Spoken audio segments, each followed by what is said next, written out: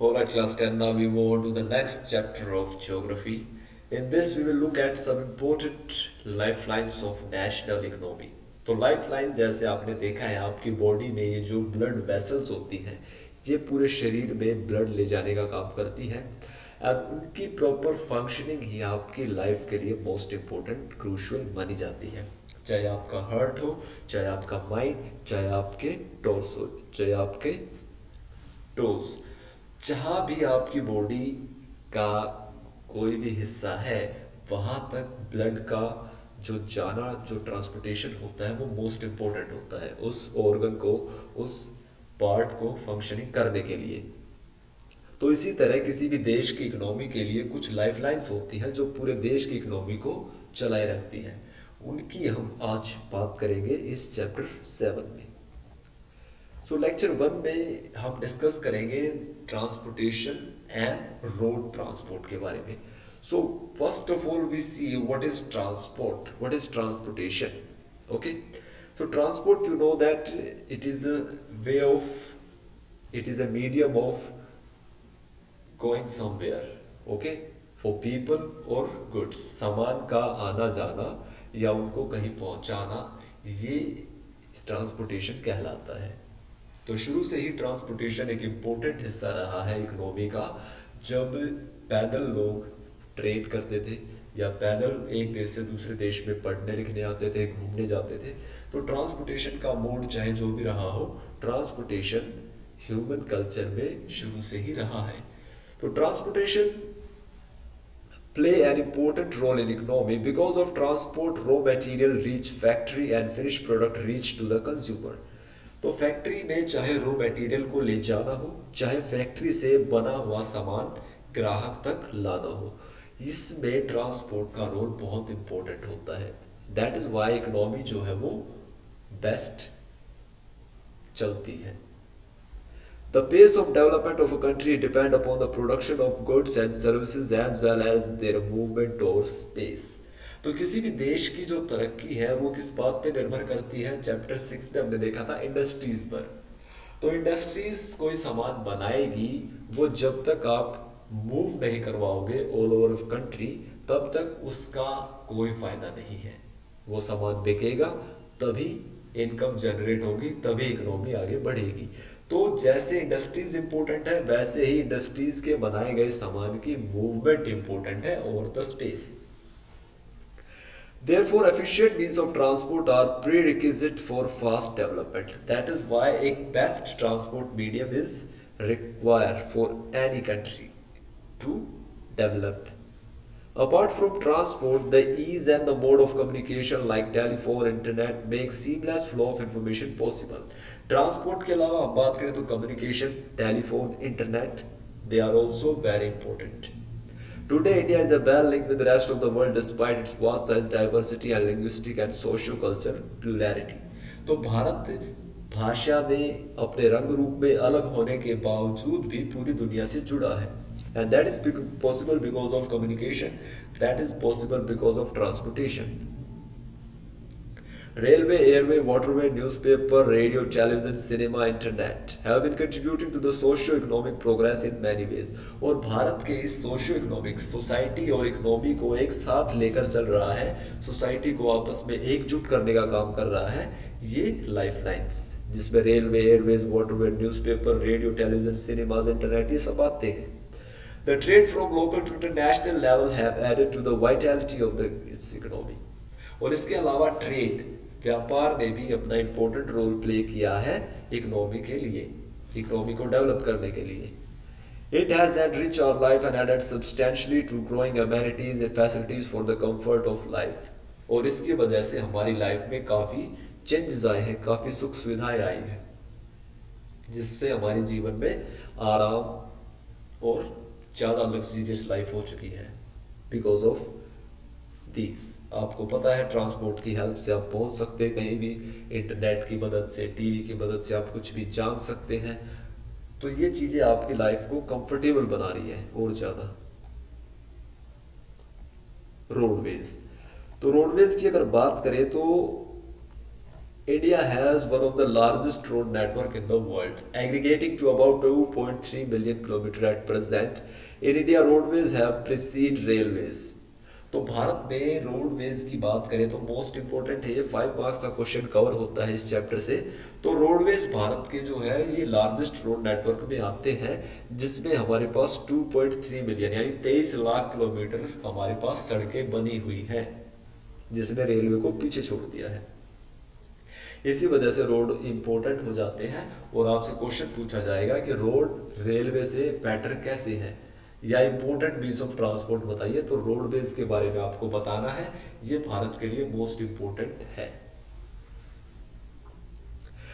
They still have an edge over railway in view of the ease with they can be built and maintained. The growing importance of road transport, rail transport is rooted in the following reasons. तो क्यों वो important है railway से? उसके लिए first कह रहा है construction of cost is much lower than that of railway line. सड़कें बनाना रेलवे लाइन बिछाने से सस्ता है। Road can traverse comparatively more dissected and undulating topography. सड़कें आप कहीं भी बना सकते हैं, रेगिस्तान में, पहाड़ों पर, उबड़ खाबड़ रास्तों पर, लेकिन रेलवे लाइन के लिए आपको सपाट जगह चाहिए। Road can negotiate high gradient of slopes और such can traverse mountain such as Himalayas. तो हिमालय बेस या फिर पहाड़ों पर आपको रोड दिखाई देते हैं, रेलवे लाइन दिखाई नहीं देगी। Road transport is economical transportation of few person and relative smaller amount of goods over short distance. थोड़ी दूरी के लिए, कम लोगों के लिए रोड ट्रांसपोर्ट सस्ता साधन है। हालांकि लंबी दूरी के लिए रोड जो रेलवे है वो सस्ता है, लेकिन अगर हम कम दूरी की बात करें, किसी गांव से गांव तक अगर आप जाएं, शहर से शहर आप जाएं, तो उसमें रोड आपको सही पड़ता है। It provide door to door service, thus the cost of loading and unloading is much lower. तो डोर टू डोर मतलब क्या है? ये आपके घर के दरवाजे से निकलकर आपके डेस्टिनेशन तक जाता है। आपके घर, आपका गांव, आपका शहर सड़क से जुड़ा होता है, लैंड रूट से जुड़ा होता है।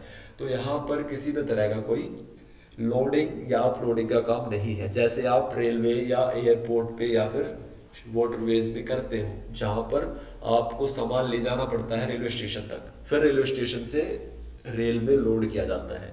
सड़क में ऐसा नहीं है। आप सड़क में अपनी गाड़ी में डायरेक्ट अपना सामान रखें और चलें। इसे कहते हैं door to door facilities. Road transport also used as a feeder to other mode of transport such as they provide a link between railway station, air and seaport। और इसके अलावा ये फीडर का काम करते हैं दूसरे ट्रांसपोर्ट के लिए। जैसे रेलवे तक कोई सामान लेना है तो वो सड़क से जाएगा, एयरपोर्ट तक किसी को जाना है तो वो सड़क से जाएगा, और वाटर में किसी पोर्ट पे अगर आपको जाना है तब भी आप सड़क से ही जाओगे। तो ये सभी ट्रांसपोर्ट के लिए फीडर का काम कर रहा है। बिना रोड के यहाँ तक पहुँचना इम्पॉसिबल है। क्लासिफिकेशन में जो रोड की टाइप्स है उसमें सबसे पहला आता है गोल्डन क्वाड्रिलेटरल। तो गोल्डन क्वाड्रिलेटरल एक स्वर्णिम चतुर्भुज हाईवे है जो दिल्ली को जोड़ता है मुंबई, चेन्नई, कोलकाता, इन 4 बड़े शहरों से भारत के ये गोल्डन क्वाड्रिलेटरल जोड़ता है, और ये 6 लेन हाईवे है। Okay. The government has launched a major road development linking Delhi, Kolkata, Chennai, Mumbai by 6-lane superhighway. The north-south corridor linking Srinagar and Kanyakumari, east-west corridor Silchar and Porbandar are part of this project. तो इसमें हमारे पास है एक तो दिल्ली, कलकत्ता, चेन्नई, मुंबई का स्वर्णिम चतुर्भुज golden quadrilateral, इसके अलावा नॉर्थ साउथ कॉरिडोर जो श्रीनगर से जाता है कन्याकुमारी तक, और ईस्ट वेस्ट कॉरिडोर जो जाता है आसाम सिलचर से पोरबंदर गुजरात तक। ये सुपर हाईवेज के पार्ट है। The major objective of these super highways is to reduce the time and distance between mega cities of India. These highway projects are being implemented by National Highway Authority of India. तो इन highways, super highways का बनाने का objective ये है कि हम ज़्यादा जल्दी, ज़्यादा तेजी से सामान को पहुंचा सके इन बड़े शहरों के बीच में। जो ट्रांसपोर्टेशन है वो ज़्यादा इजी, फास्ट, जल्दी हो सके। इसको मेंटेन करने का काम करता है national highway authority of India. इसके बाद नंबर आता है नेशनल हाईवे का। National highway link extreme part of the country. These are primary road system and led and maintained by the Central Public Work Department. A number of major national highway run in north, south and east west direction. National highways वो होते हैं जो देश के and point तक जाते हैं और इसको मेंटेन रखता है सेंट्रल पब्लिक वर्क डिपार्टमेंट। इसके बाद नंबर आता है स्टेट हाईवेज का। Linking a state capital with different district headquarter known as state highway. State की कैपिटल को स्टेट के डिस्ट्रिक्ट के साथ जो जोड़े वो स्टेट हाईवे कहलाता है और इसको मेंटेन करता है पब्लिक वर्क डिपार्टमेंट PWD। और इसके बाद नंबर आता है डिस्ट्रिक्ट रोड। तो डिस्ट्रिक्ट रोड जाते हैं डिस्ट्रिक्ट से गांव और शहरों तक, जो भी डिस्ट्रिक्ट में शहर या गांव आते हैं वहां तक ये रोड जाते हैं और इनको मेंटेन करती है जिला परिषद। अदर रोड जो है रूरल रोड, गांव के रोड। तो गांव में जो रोड होते हैं वो आते हैं प्रधानमंत्री ग्राम सड़क योजना के अंदर। इसमें special provision are made so that every village in the country is linked to a major town in city by an season motored road. प्रधानमंत्री ग्राम सड़क योजना का ऑब्जेक्टिव है कि देश के हर एक गांव को पक्की सड़क से शहर तक जोड़ा जाए, क्योंकि गांव को अगर आप छोड़ देंगे तो गांव तक प्रोग्रेस नहीं जाएगी। तो हर गांव को जोड़ने का काम किया गया है प्रधानमंत्री ग्राम सड़क योजना के अंतर्गत। इसके अलावा नंबर आता है बॉर्डर रोड। तो बॉर्डर रोड जो है वो बॉर्डर्स पर आपको दिखाई देंगे। इसके लिए बॉर्डर रोड ऑर्गेनाइजेशन को बनाया गया है 1960 में, जो भारत के बॉर्डर्स पर सड़कें बनाने का काम देखता है।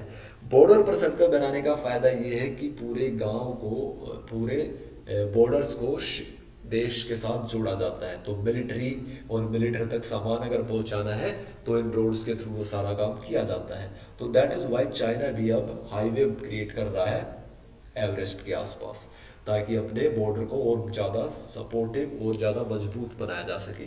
तो भारत में भी ये बॉर्डर रोड ऑर्गेनाइजेशन करता है, वो बॉर्डर्स को सड़कों से कनेक्ट करवाता है पूरे देश के साथ।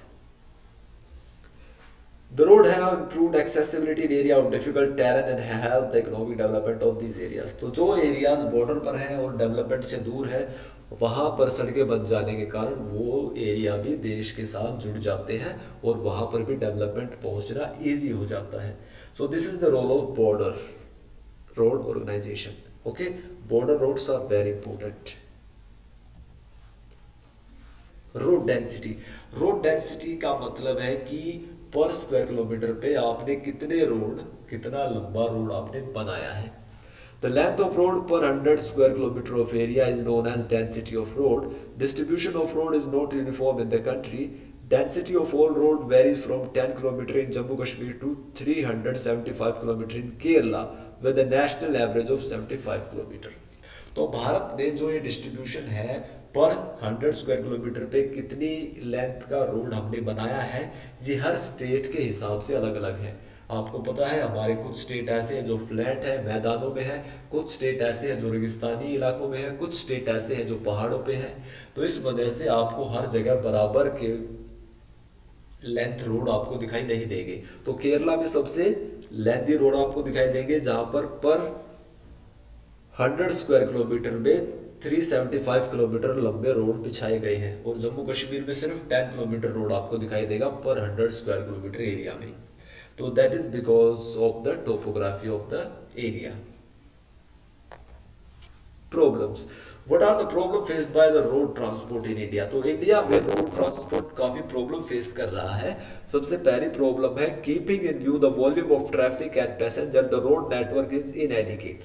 भारत में जनसंख्या को देखते हुए रोड नेटवर्क हमारा अभी भी काफी नहीं है। अमेरिका की बात करें तो हमारे से 3 गुना कम पॉपुलेशन है, फिर भी उनका रोड नेटवर्क भारत से ज्यादा है। तो ये अपने आप में एक कहानी बताता है कि रोड्स का होना कितना इंपॉर्टेंट है किसी देश के लिए। तो भारत में road network is not sufficient as per the volume of traffic and passengers. About half of the road are unmetalled and this limit their use during the rainy season. Second problem, unmetalled road, unmetalled यानी कच्चे रास्ते हैं भारत में ज्यादातर। गांव में अगर आप जाओगे तो कच्चे रास्ते आपको दिखाई देंगे जो बारिश के टाइम पे काफी गीले हो जाते हैं, दलदली इलाका हो जाता है, तो वहां पर ट्रेवल करना इम्पॉसिबल हो जाता है। तो मेटल्ड रोड नहीं है इंडिया में। Third, the national highways are inadequate too, इसके अलावा नेशनल हाईवे जितने होने चाहिए उतने नहीं है। Next, moreover the roadways are highly congested in cities, more of the bridges and culvert are old and narrow। Bharat में रोडवे जो है ज्यादातर वो आपको भीड़ भड़ाके से दिखाई देंगे, जाम दिखाई देगा, क्योंकि हमारे पास ब्रिजेस पुराने हैं, उतने चौड़े नहीं है जितने चौड़े होने चाहिए। तो ये भी एक बड़ी प्रॉब्लम है भारत में कि ब्रिजेस और कल्वर्ट्स आर नैरो, उसकी वजह से सड़क पर जाम लगा रहता है। और इसके अलावा एक प्रॉब्लम और है, रोड साइड अमेनिटीज, जो सड़क किनारे सुविधाएं होनी चाहिए हाईवेज पर वो नहीं होती, जैसे हेल्थ, फूड या फिर पेट्रोल पंप वगैरह या फिर different type of services which is needed for passengers. तो वो भी रोड साइड अमेनिटीज भारत में बहुत कम है। कई कई किलोमीटर दूर आपको कोई एम्बुलेंस दिखाई देगी, कोई दुकान आपको दिखाई देगी। तो सड़कों किनारे ये बेसिक फैसिलिटीज का भी ना होना एक प्रॉब्लम है भारत में। So this is all about the road transport. Revise this well because this is very important. Okay, 5 mark question यहाँ से पुट अप होता है, तो आप इसको जरूर अच्छी तरीके से समझें और रिवाइज करें। नेक्स्ट लेक्चर के लिए stay tuned for that. Thank you.